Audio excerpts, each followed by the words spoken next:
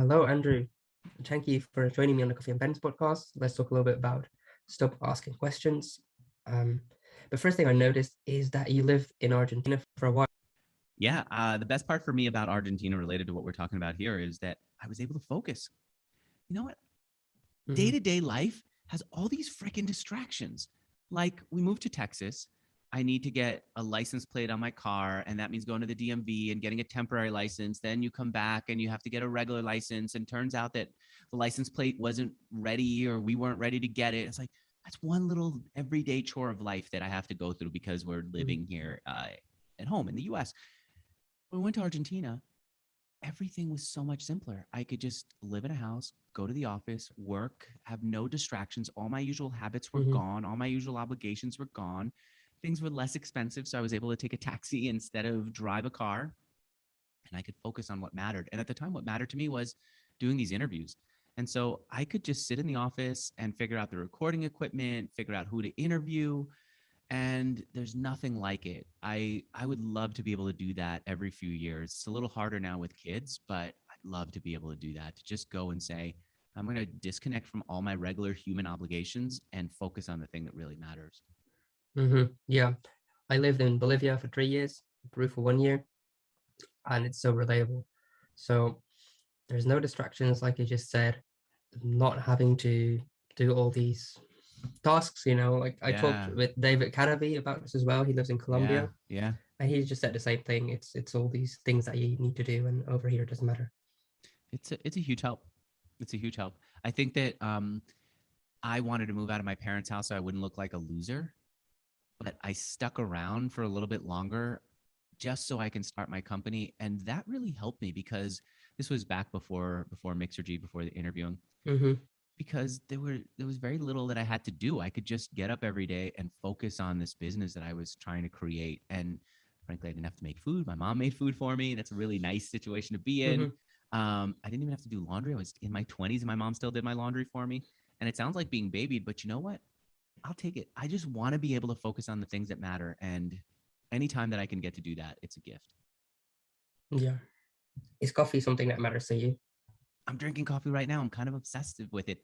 Can I tell you? I know this is a little just like this. We're going to take a little side journey Yeah, here. yeah, go for it. We drove to Denver to go spend a month or so for winter break. And on my drive over, I couldn't get good coffee. And I started fantasizing about this like camping setup, something called jet boil, where you could boil water in under a minute and a half. I've seen YouTube videos of people Hmm. boiling water in under a minute and a half.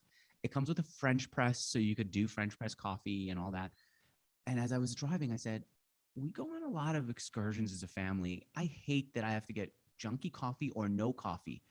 And sometimes I want tea. And in Texas and Denver, they often don't even have tea bags, just basic tea. Well, And so I talked to my wife about this, I guess, endlessly. And she finally got me a jet boil as a gift. And now I keep it in the car. I can make my own coffee my way or my tea my way anywhere I am. I love it. I'm kind of obsessive about it. awesome. And I know you don't like these questions from your book, and I fully agree. But is there any favorite coffee that you have? Because in the book I said asking for favorites is a problem. Yeah. You know, in this case, I actually do have a clear favorite. And the clear favorite is Phil's Coffee in San Francisco. When we got there, I thought it's such a weird thing, Phil's with a Z. It just doesn't look interesting. They force you to have pour over coffee, which takes forever. They force you to Hmm. order in a certain way, which takes forever. Um, but I really do like their coffee. It is phenomenal. And there's a reason why a lot of people in San Francisco will just gravitate towards their coffee, even though it's not well known outside of the city. All right. And it's Yeah. not the premium coffee. It's just they're kind of fussy. They only Hmm. will do pour over coffee. They will not give you a latte, for example, but it's damn good. Yeah. Well, when you focus a lot on just the one thing very well, it's often Yeah. better than trying to cater to everyone. All right. Over to the book. Why did you decide to write Stop Asking Questions? I've wanted to write a book ever since I started doing interviews. So we're talking about like 14 years of interviews. For much of that time, I said I wanted to write a book and I just couldn't. My idea was to sum up what I learned in my interviews in book form, and just wasn't working. It wasn't working. It wasn't working. And then a friend asked me, would you write a chapter for my book? And since we were in COVID lockdown and I was at a period in my life where I was willing to say yes to anything, I said yes. And I wrote the chapter and he said, actually, that's not what I'm looking for. Write a different one. And so, different one. And then he gave me feedback on it. And it was fun to get his feedback. I didn't agree with all of it, but I liked that there was someone who could give me some guidance, someone who could have a strong opinion, who could take like my free work and at the same time say, no, I don't want that. I want this. And I said to him after that experience, I want to do more. How have you been writing all these books? And um, he said, he got some help from someone. And I said, introduce me. And one of the things that I've discovered about myself over the years is that I don't work well in isolation. I work really well when there's someone else expecting something from me. And with my first company, the online greeting card company, I was so freaking slow until I hired a writer to do some of our writing. And then she needed me to get some work done for her. And so I would not just waste time. I would not beat myself up for not knowing enough. I would just sit and do the work. And that was incredibly helpful. And so I said, I need an editor or someone, I don't know the position. And he helped me find someone who every week got on a call with me, checked in to see what I was doing, gave me a plan for what to do for the following week. When I got stuck and didn't get anything done, she would help me forgive myself and say, Andrew, she was an editor of Penguin. Her name is Mary Sun. She said, every writer we've worked with has this type of problem. It's okay, Andrew. It's a week of nothing, but we're going to get back on track. And sometimes when I would try to push, she'd say, Andrew, I think you need a week of nothing. Don't keep pushing. And so I wouldn't push. And sometimes I wouldn't know what to write. And she'd say, Andrew, go in and ask your community, ask the people who you want to read this book what they're struggling with. And if you go back in my Twitter timeline, you'll see a tweet saying, does anyone need help with their podcast? And I got a flood of people saying yes, or an email going out to my list asking, does anyone want some advice on how to lead better conversations? And that all came from her saying, go and help other people to see their problems and then come back and write about how you solve them. And that was incredibly helpful. And so the reason I started writing it is because I always wanted to write a book. The topic came up because I wanted to sum up what I learned through interviewing over the years. And the only reason I was able to get it done is because I worked with an editor on a weekly basis to push me, to guide me, to check in with me. There's so many things I would love to follow up with, but let's go with this. 14 years of interviews, and then you decided, well, then you wrote the book. How far were you in when you decided that you wanted to write this book? Once I got started, I was committed. Once I worked with Mary, the editor, I think I might have even had a few chapters to show her what I wanted to do. I was committed. Now, at the time, originally, the idea for the book was, how do you have better conversations on Zoom or any remote app? Because I loved it. When I finish this conversation with you, I'm going to feel energized for it. Kind of the way that I feel energized when I have scotch with friends or even meet strangers and have a beer with them. It's not because I'm a naturally extroverted person. It's because I learned how to have good conversations over the years. It's because I learned through going to Dale Carnegie, the author of How to Win Friends and Influence People. I worked for his company. I learned from them how to have better conversations. I practiced. And so when I'm having conversations with people over a beer, it's because I know how to guide it in a way that makes sense and is fun for me, and how to be present and go with where people are going in a way that makes me feel comfortable and excited. Same thing with interviews. I do these Zoom conversations and get excited. Meanwhile, I watched over Zoom how many people had switched their conversations to Zoom from business meetings in person, and they were so drained. And I wanted to say to them, it doesn't have to be draining. It could be exciting. It should be exciting. And in many ways, it's better than the in-person conversations that you've glorified because you can't have them now. And I wanted to write a book about how I do that. And as I started, that was what the book was going to be about. But at some point, I got stuck. I got stuck because all of my references related to interviews, and all of the work that I'd done related to interviews. And the best kind of conversations I had were interviews, because then I could say, in this next hour, I want to learn this one thing and go deep with the person I care about to learn the thing that I'm curious about. And we started to realize that the book just naturally kept going back to interviewing. And I thought, well, this is where I have the best strength. This is where it's most authentic. This is where I have the most experience. It's not going to help those people who I see suffering through Zoom, but it is going to help other people who are like me, who want to have deep conversations and learn from people they admire.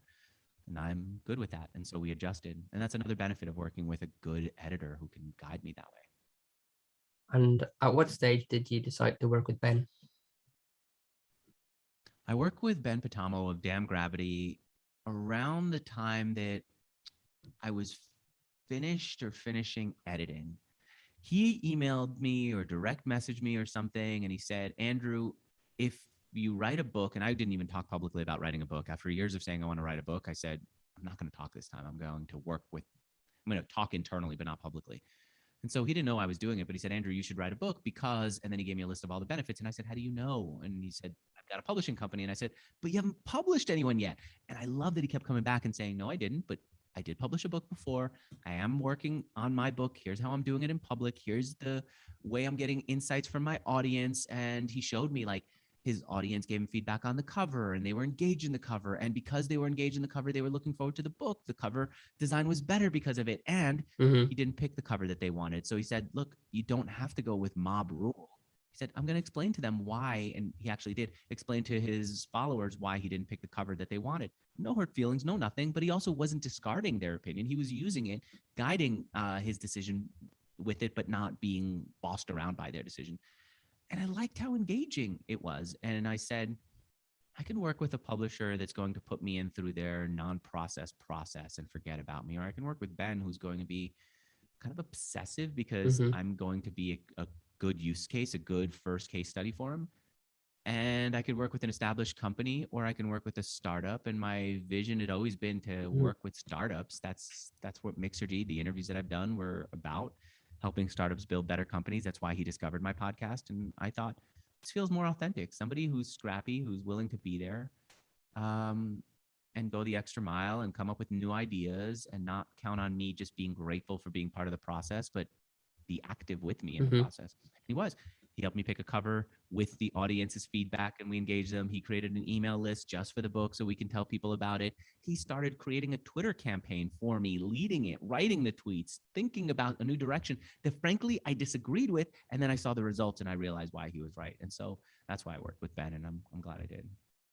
Yeah, you mentioned to me earlier that Ben actually kind of revived your Twitter account. Yes. Do you think that was an important aspect of the entire like book publishing campaign?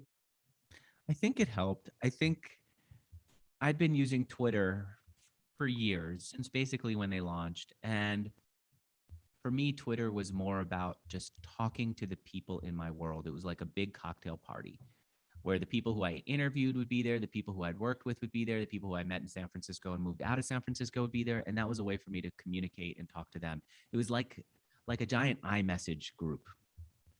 What Ben wanted me to do was use it more for promoting the ideas in the book. And I was resistant because I'm not just an interviewer. Interviewing is a means to an end for me. But he was right that there were a lot of people who wanted to know how I was interviewing, what was guiding my interviews. They wanted to do their own interviews and they wanted to see that aspect of me. And where I might give it 10% of my time, and truthfully, I was giving it maybe 1% of my time before, I might have been willing to go to 10. He wanted to take me to 50% or 75%. And that was a big stretch for me. The upside was that he got a lot of engagement around it. He showed me that people really cared about this and it helped sell the book. It helped get more people interested in the topic of the book. It helped me see that I had credibility and experience and knowledge here that was useful, that was wanted. And so I embraced it. I think I would probably scale back my Twitter efforts and talk more about the other stuff in my life, but it's hard to when what he's guiding me to, what he's doing is just so much stronger. In a way, I think the audience for this book is completely different from your Mixergy audience and from the people you talk with on a day-to-day basis. So how did you deal with this difference? I don't know that it is different anymore. When I started out, I remember interviewing Tim Ferriss and thinking, well, this whole podcast thing is so weird for someone like Tim. He wasn't into listening to podcasts, I don't think. The whole experience was a little weird, I thought. And I thought that it was, I know for sure the first interview I did with him, he wasn't taking it seriously. Then he created his own podcast, and now it's the main part of his business, the podcast. And you could say, all right, Tim's an author. It makes sense for authors, but I'm seeing more and more entrepreneurs getting into interview podcasts. And there's a reason for it. It's the same reason why a lot of entrepreneurs that you admire are on Twitter and not on Facebook or Instagram. There's something about the interview process that engages them intellectually and engages their audience intellectually. Taking photos and putting it on Instagram is fun for building an audience, but it's not an intellectually stimulating experience like tweeting something out that might be a little controversial to see how people handle it and to see how they beat back your idea and what new ideas come out of it, or reading other people's ideas. How many people do I talk to who are now reading Balaji because they want to know what he has to say about the future of money, the future of crypto, the future of everything, right? That's where they are because that's where the intellectually stimulating experiences. Same thing for interviewing. And so in the beginning, yeah, absolutely. Podcasting and entrepreneurship, two separate things. Today, the most intelligent entrepreneurs are doing some kind of podcast conversation. Yeah, that's a very good consideration. And I can now remember a few very popular names of entrepreneurs that started a podcast. Let me give you one who's not pop. Mark Randolph, the real founder of Netflix, along with Reed Hastings, who was originally an investor and then took on the CEO role. He became incredibly wealthy from Netflix, right? He doesn't need the attention of a podcast. But what he found himself doing was he doesn't even need to do interviews to learn from people. He's got a wealth of experience through investing and starting multiple products, multiple businesses. I asked him when he came on my podcast, why do you even want to be on my podcast? He says, I want to expose my ideas and my own podcast to your audience. I said, you've got a podcast? He goes, yes. So what's your podcast about? His podcast is called That Will Never Work. It's not him interviewing other people. It's the one-on-one conversations that he has with entrepreneurs that he invests in, that he mentors, that he guides, that he says they're so stimulating that recording can only make them better by exposing them to a bigger audience. So you're looking at someone who's not a media whore like some people are in the world of social media. He's not someone who needs this in order to kick off his company. He's someone who is just driven by the intellectually stimulating aspect of conversation and understands that when it's recorded and exposed to more people, the benefits magnify. And that is another example. And I got tons of them. But you were going to say something else, and I don't want to interrupt it, but I do want to make sure to make that point. Entrepreneurship and intellectual curiosity of all kinds are now going hand in hand with interviews, which is why so many people are picking up my book today. And if I'd written it 5 years ago, 10 years ago, that wouldn't have been true. And damn it, if I would have written it 20 years ago, when no one had the ability to interview publicly, it wouldn't have gone anywhere. Yeah, that's right. Now, what I wanted to say is, so you've got these people that really want to add value, that feel that they have something to say and that do it because of this intellectual interest. Like they're doing it in a way for themselves and they know that it's going to help their audience. But then I feel there are many businesses as well that are starting a podcast because they feel they have to start a podcast. Okay, that's fine. I think that there's absolutely businesses who are saying we need to have a podcast today. And I'll give you an example of a business that benefits from it. Mm-hmm. I'll give you my own, me as a use case. I couldn't bike ride outside because bike riding outside takes me an hour or two. And when I had my first son, I couldn't give up an hour or two of my day away from the house in addition to going to work. And so I was looking for an indoor trainer, something you could attach your bike to so you can do a bike ride.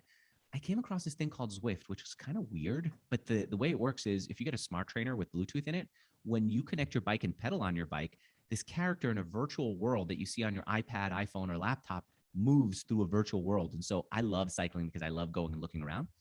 Same thing happens to me. I'm cycling through Zwift and I get to see around, but it's such a weird thing. I wasn't sure where to go and what to do with it. And sure, I could look at YouTube videos for it, but I wasn't a YouTuber who's going to go looking at YouTube videos to understand this.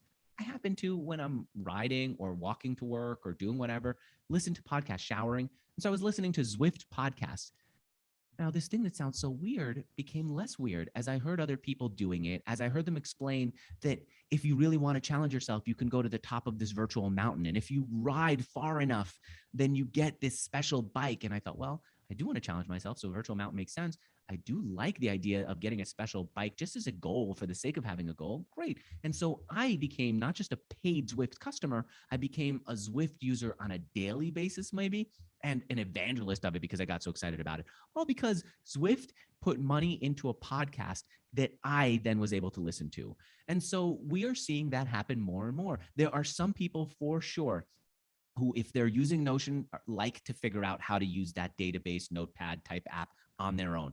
But most people want to go and get some feedback and community experience around it. And for some, that means YouTube. For others, that means blogs. For others, still, it means hiring someone. And then for some subset of people, it means listening to a podcast when they're showering, when they're running, when they're working out, when they're going on their commute to work.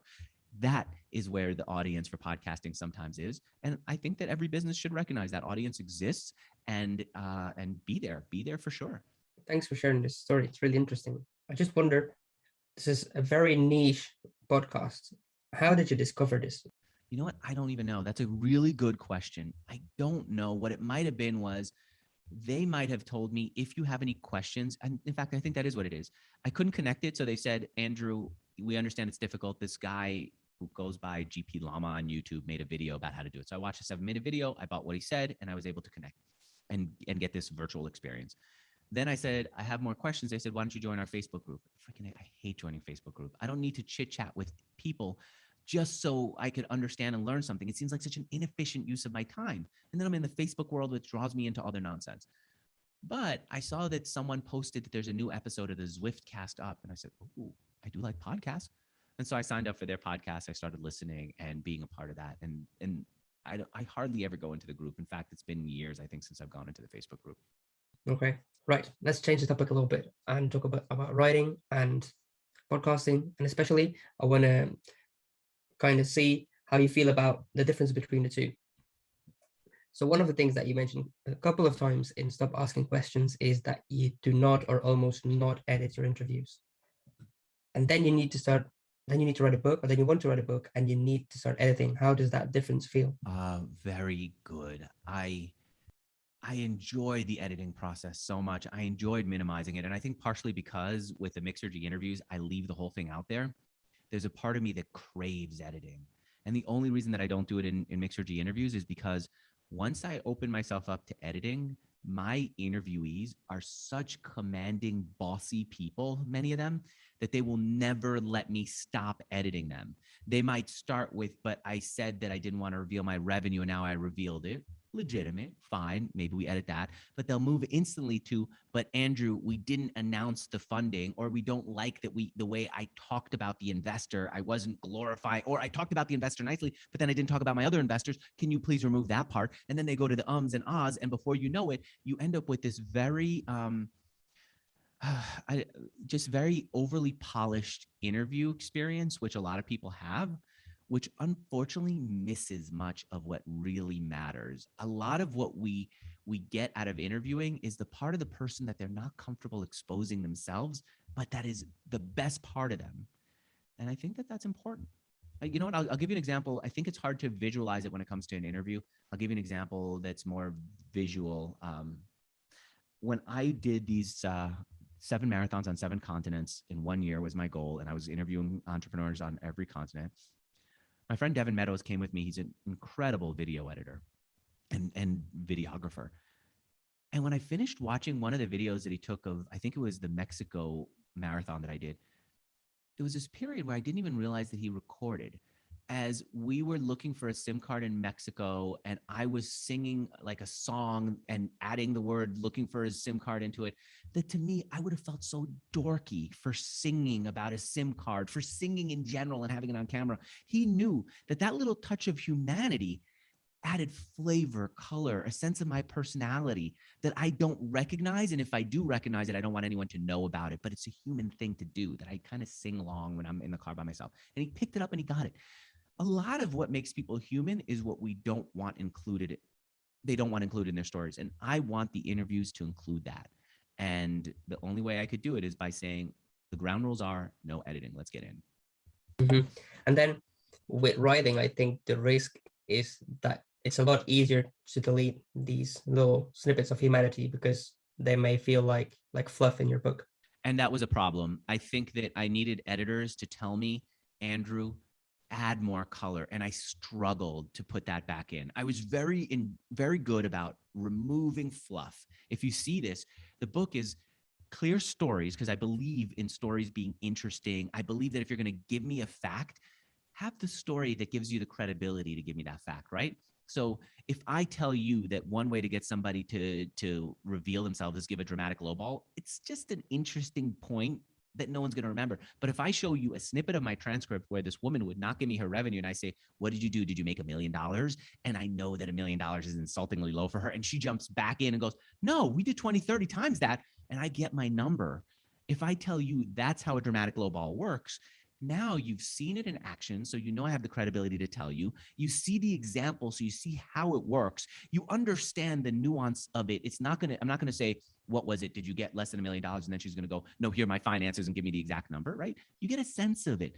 And so I wanted the stories, but I also wanted them to be short, quick, punchy, so that you enjoy reading them and get the point fast. And I thought that was really important. Editing to that was helpful.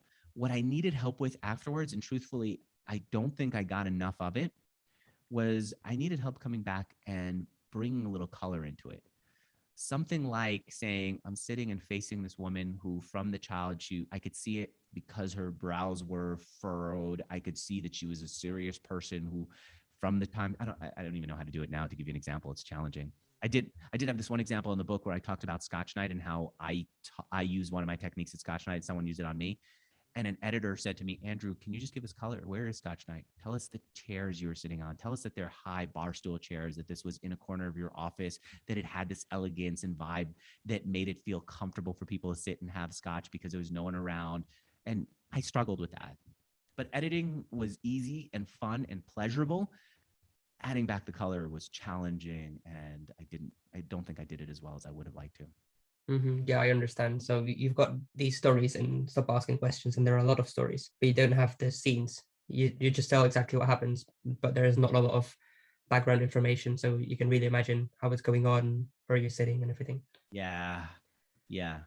I don't naturally pay attention to stuff like that in real life. I am the person who, my wife will say, hasn't it been nice having flowers in the house? I go, we have flowers in the house? She goes, yeah, these flowers have been here for a week. They're now starting to wilt. I go, no, I had no idea. Um, yeah, that's a challenge. Yeah, I would get into fights over that.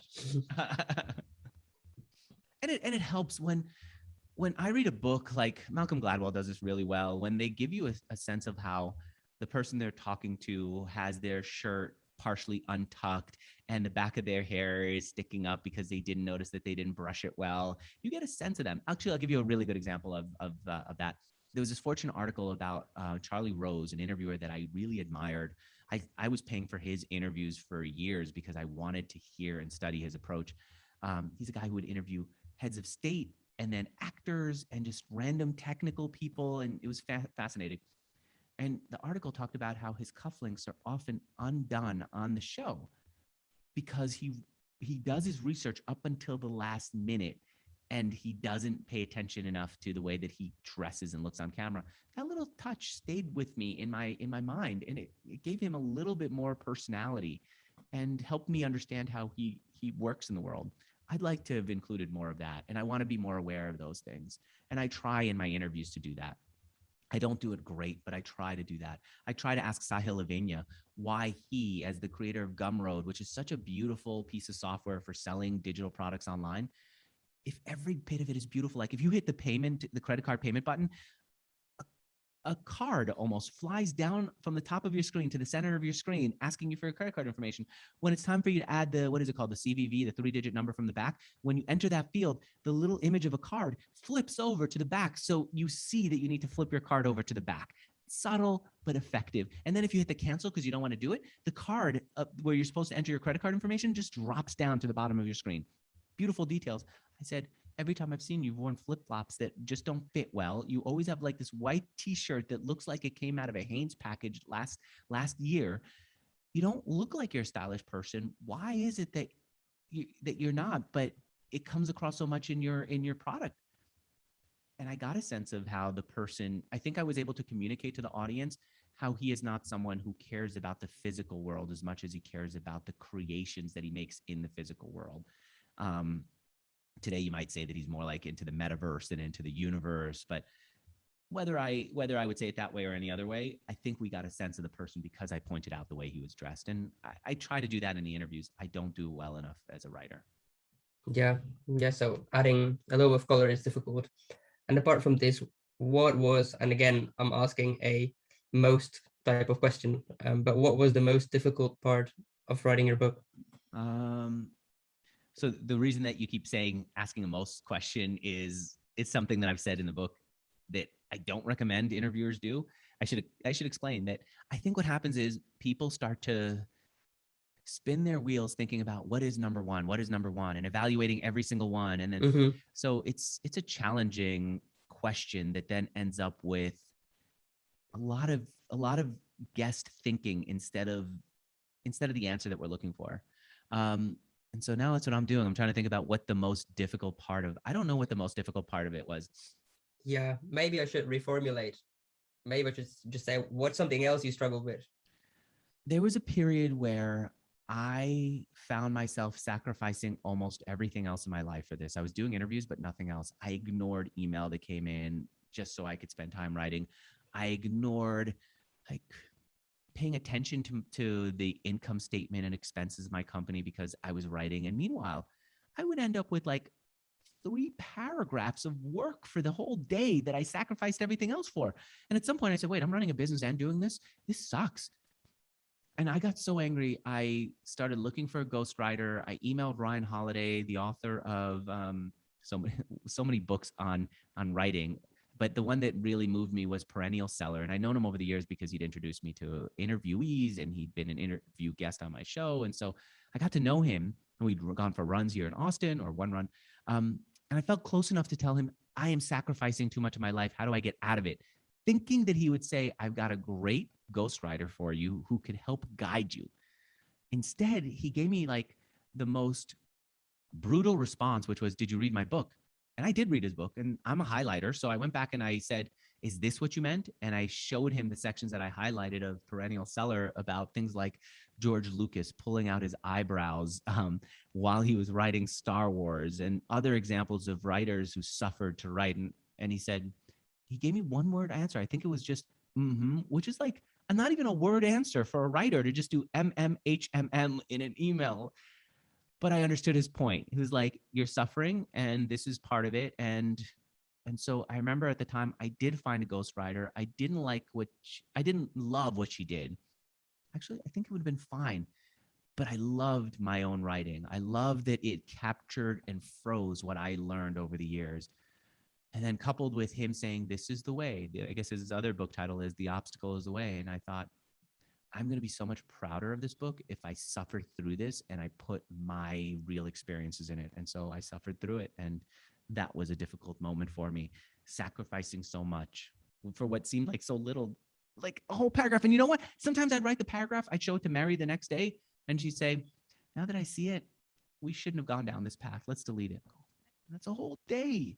At any point, did you consider, let's not delete it, let's just keep it at the bottom, we can use this for promotion elsewhere? I didn't, because it was getting to be too much. I think at some point I created like a graveyard with things that I deleted that I could use somewhere else, or Mm-hmm. I'd spent so much time writing this section, it stinks to get rid of it. Let's just save it in case I was wrong this week. I thought, screw it. It's going to add too much. Just focus on the writing, not add more complexity. And if I absolutely need anything, Google Docs will let me go back in time and get it. And so I did it, and it wasn't really the ideal, but I did it, and that's where I was. And truthfully, I don't regret it. There's not like a section that I think, ooh, if I only had that, I can do something. It's fine. So at some point, you almost gave up, I did. and you almost gave up at episode 8 of Mixergy. Did you get any flashbacks while writing the book? Yes, in both places, I kind of knew that I'd crossed the Rubicon, that I'd done the thing that you can't go back and undo. And so more with the book than anything else, I said I'd already gotten far enough. I'm going to finish this one way or the other. The big question was, am I going to get a ghostwriter and guide the ghostwriter and then go back to my life, or am I going to keep suffering through it? And I decided to keep suffering through it. All right. I just noticed your coffee addiction. Now I switched to tea. Oh, you switched to tea. Yes. Because I saw that's for the 5th cup already since we started. I do love it. I love having hot drinks. If you ever go to my parents' house, you'll see they're so obsessive with their tea. They're not big coffee drinkers. They have like an old Middle Eastern approach to tea where they'll have like a really concentrated pot going with just tea leaves and a little bit of water, and then also hot water going. So the idea is that at any point in the day, you can make tea to the strength that you feel you want. And it's kind of cool. I like it. I've gone to other people's homes and I've seen it, and it feels like familiar, and it makes my parents feel less odd. Hmm. But I dig it. The only other culture that I've seen that does something similar to that is in Argentina. They drink yerba mate, not tea. You know, right? Yeah. And one of the things that I learned about yerba mate is if you do it right, and a few people showed me how to do it right because I got obsessive with it. Hmm. You layer the yerba mate almost like a half pyramid, so that it goes down in a slope in your cup. So you've got these leaves of yerba mate that are dried. You put them in a cup that which they call the mate, and then you put a straw in that lets you drink whatever water you put in there, but it filters out the leaves, and you add some hot water into it. The hot water seeps in the yerba mate, and then you drink it. And if you do it right, because you've layered it in kind of this slope, you can decide how much of the yerba mate gets into the hot water, and you decide how strong and how weak it is. And it's such a good way to drink.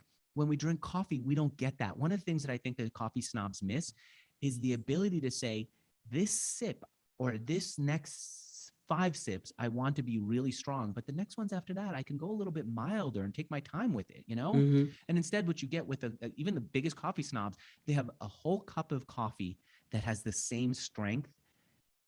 And I get it. I don't see another way to do it. But yerba mate drinkers and tea drinkers like my parents have a much better experience. When I sat down with a yerba mate, my first 5 sips might have been strong because I was just getting up and I needed something to get going.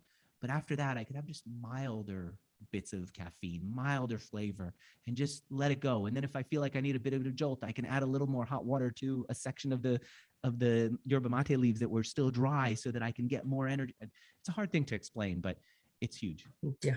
Yeah, I know. I fully understand. It's business idea, maybe someone's listening. I wonder how you would do that for coffee. I wonder if there's a way to do coffee that way, where just like yerba mate, you get to decide how strong or weak your coffee is. That's actually a really interesting question. Yeah. But something for another time, because I'd love to hear some writing advice from you. If you had to give 3 tips to an aspiring author, what would you tell them? I'll tell you my approach. I don't know that I could ever speak to anyone else, but I'll tell you that for me, the big thing was to not do it alone. And so I thought of writing as being the thing that you do when you go off into a cabin in the woods and you write. And I've had friends who've done that. They go to a cabin in the woods, in the middle of nowhere, and they sit and write. I don't work well that way.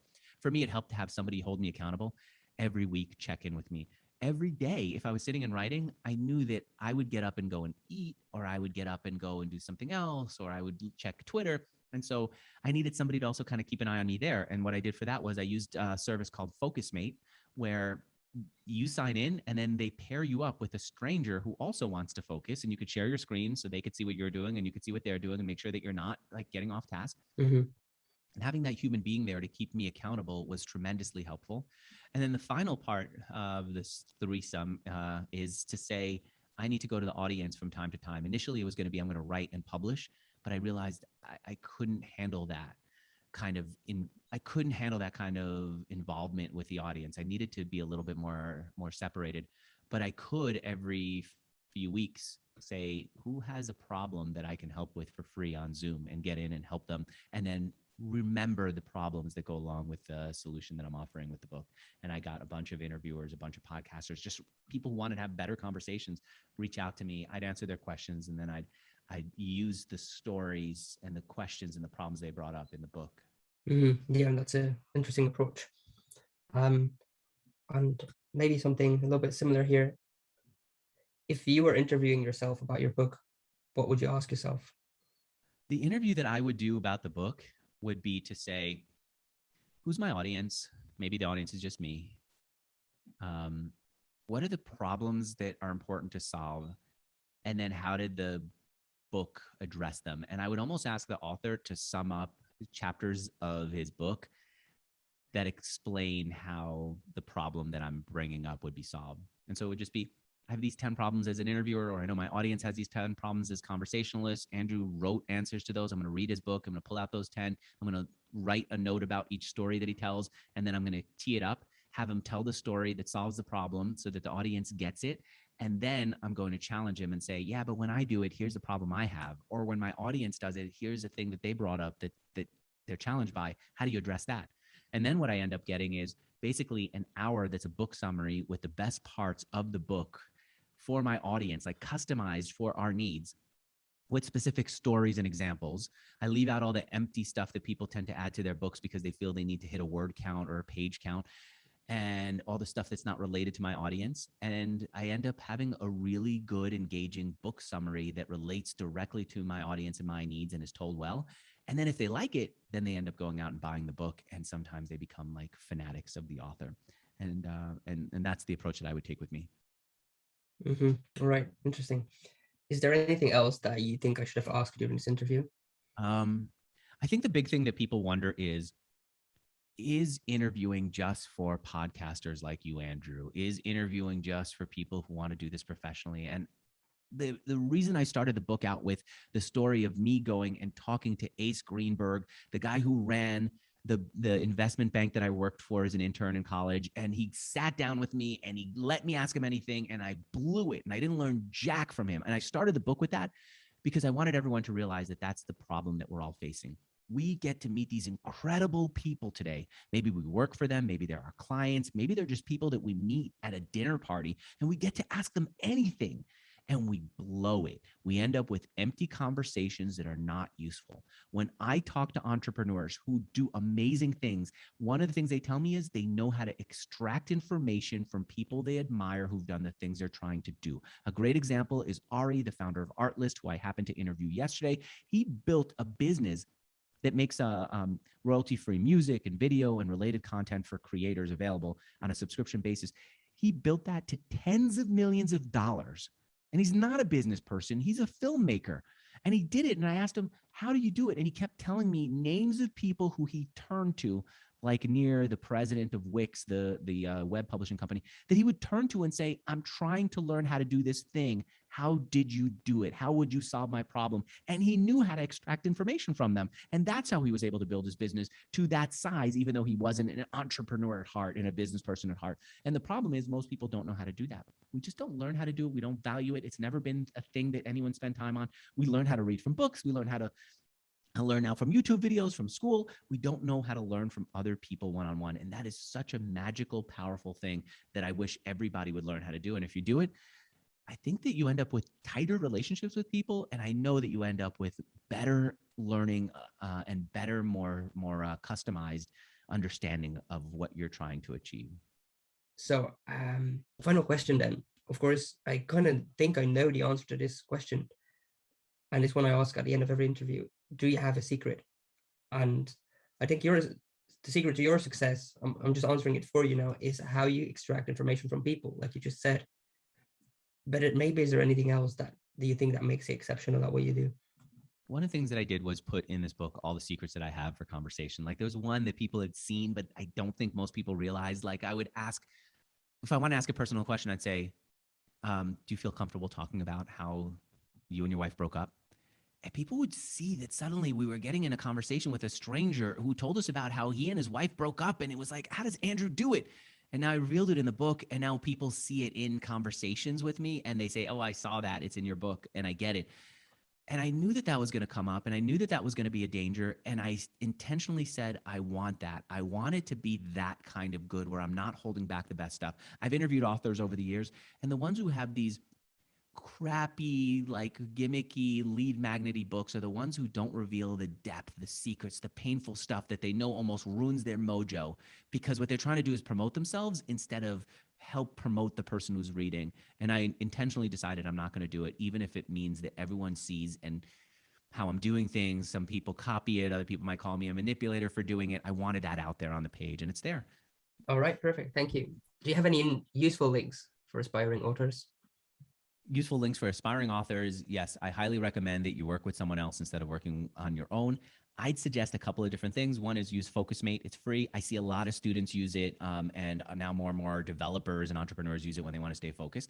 The other thing I would say is I found that if I can't do something, I will even go to Fiverr and get a coach And you can often find people who are really inexpensive, and you say, okay, if they're only $5 an hour, or I've worked with chess coaches that are only $10 an hour, you go, what's the point of it? They're not the best in their business.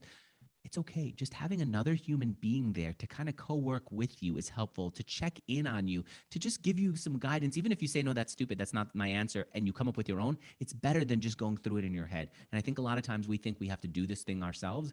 And in reality, we do it much better with someone else. And that's the one thing that I'd leave people with. Go look for Fiverr for coaches, even if they're not going to be the best coaches in the world. Go look for Focus Mate for someone to hold you accountable, even if they're not someone that you know. Look for that other human being who's going to be there and be a presence and help you move forward. Brilliant. Any personal links you want to share with the audience? If anyone wants to see my interview style, they should go to Mixergy, Mixergy. You could do it in your favorite podcast app. And if you care about having better conversations, go to Amazon or any bookstore and get Stop Asking Questions. Okay, perfect. Thank you, Andrew. Thanks.